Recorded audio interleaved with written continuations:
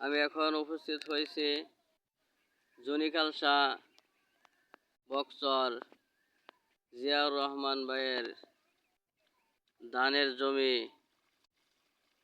দেখেন জিয়াউর রহমান ভাই সহ আরো একজন ভাই সহ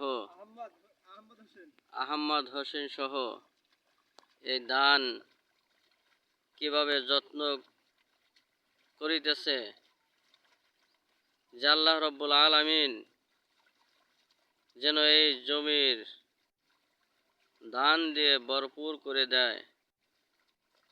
এমনকি আমরা আজ পবিত্র জুমাবার যে জিয়াউর রহমান ভাই সে একজন মসজিদের ইমাম, সে এই ধান খেত জোগাড় করে আবার মসজিদে জুমার নামাজের আজানের জন্য মানুষকে আহ্বান করবে, মানুষকে নামাজের পথে ডাকবে।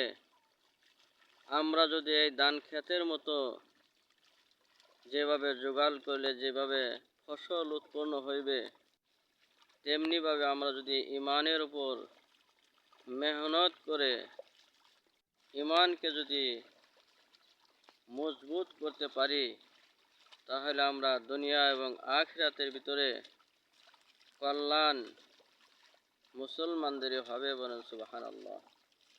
আল্লাহ রাব্বুল আলামিন যেন আমাদেরকে